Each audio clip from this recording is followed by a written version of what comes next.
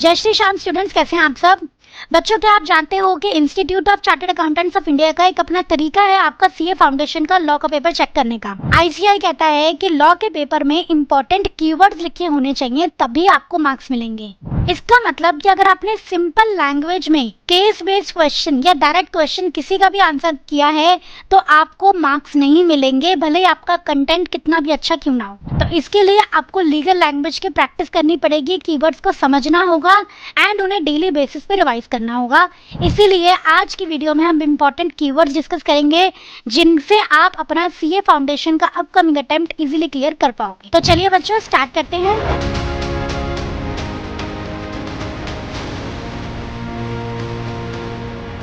अगर हम पहले कीवर्ड की बात करें तो देखो क्या है, सिग्निफाइज। सिग्निफाइज का मतलब क्या होता है? टू स्पीक और टू टेल। एब्सटेन, एब्सटेन का मीनिंग क्या होता है बच्चों? एब्सटेन मतलब रोकना, किसी को रोकना। असेंट, अप्रूवल देना। Qualified, conditional. इनडेफिनाइट, इनफाइनाइट, ठीक है। अनसर्टेनिटी मतलब which is not certain, which is not fixed. Deemed मतलब माना जाएगा। प्लेंटिफ, प्लेंटिफ कौन होता है? जो पर्सन केस करता है उसे हम प्लेंटिफ बोलते हैं। डिफेंडेंट कौन होता है? जिस पर केस किया जाता है उसे डिफेंडेंट बोला जाता है। एरनियस मतलब गलती से, बाय मिस्टेक। अब आप यहाँ बाय मिस्टेक लिखोगे तो आपको मार्क्स नहीं मिलेंगे, आपको एरनियस ही लिखना पड़ेगा। जैसे असेंट का मतलब क्या था? अप्रूवल। अगर आप अप्रूवल लिखोगे तो आप मार्क्स नहीं स्कोर कर पाओगे, आपको असेंट ही लिखना पड़ेगा। समझ रहे हो आप क्यों ऐसा होता है कि आपको तो लगता है मैंने सब कुछ सही लिखा है पर मार्क्स नहीं मिल रहा है? यही रीजन है कि आप इंग्लिश लिख देते हो, आप लीगल लैंग्वेज नहीं लिखते। नेक्स्ट है बच्चों, final closure of books. Finally books का क्लोज हो जाना। आप क्लोजर लिख दोगे या क्लोजिंग ऑफ बुक्स लिख दोगे तो नहीं चलेगा। नेक्स्ट है आपका इंसैनिटी। किसी पर्सन का माइंड अगर डिस्टर्ब हो जाता है तो उसकी कंडीशन को बोलते हैं इंसैनिटी। मिसकंडक्ट, कुछ गलत एक्ट करना, ठीक है। मतलब आप गलत काम करना चाह रहे हो, धोखा देना चाह रहे हो, काइंड ऑफ, ऐसे आप ले लो मिसकंडक्ट। परमानेंट इनकैपेसिटी, परमानेंटली कोई पर्सन काम करने के लायक नहीं रहे, that is permanent incapacity. Persistent, लगातार। अब आप परसिस्टेंट लिखोगे तभी ठीक है, रेगुलर लिखोगे तो ठीक नहीं है। समझ रहे हो आप क्या हो रहा है? ये कीवर्ड्स लिखना है, नॉर्मल इंग्लिश नहीं लिखना है आपको। कमिट्स मतलब करता है, ठीक है। ब्रीच ऑफ कॉन्ट्रैक्ट, कॉन्ट्रैक्ट को तोड़ना, कॉन्ट्रैक्ट का ब्रीच। ब्रेकिंग कॉन्ट्रैक्ट लिखोगे तो नहीं चलेगा, ब्रीच ऑफ कॉन्ट्रैक्ट ही लिखना पड़ेगा आपको। एम्बेजलमेंट, एम्बेजलमेंट मतलब आप कह रहे हो मिस यूज करना, धांधलेबाजी करना, हेरा फेरी करना, that is embezzlement. Proceedings, proceedings मतलब जो आपके केसेस चलते हैं ना, एग्जैक्टली बोले तो कार्यवाही, ठीक है। एक्सपल्शन मतलब रिमूवल, पार्टनर का एक्सपल्शन, पार्टनर को निकाल देना। अब रिमूवल लिखोगे तो नहीं चलेगा, एक्सपल्शन ही लिखना पड़ेगा, तभी मार्क्स मिलेंगे।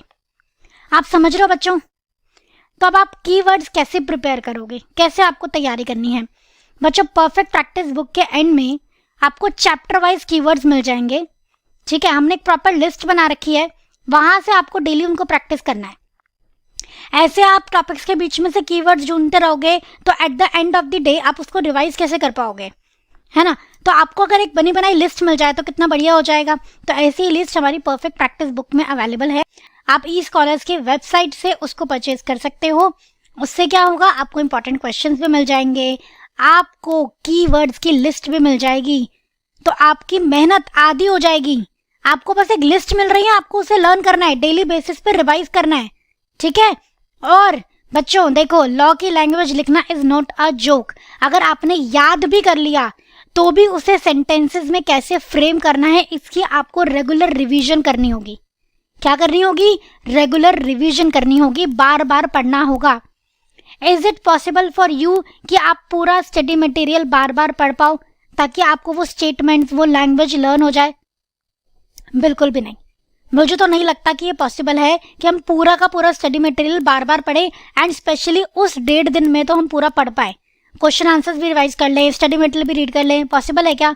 बिल्कुल भी नहीं है, मुझे तो नहीं लगता है।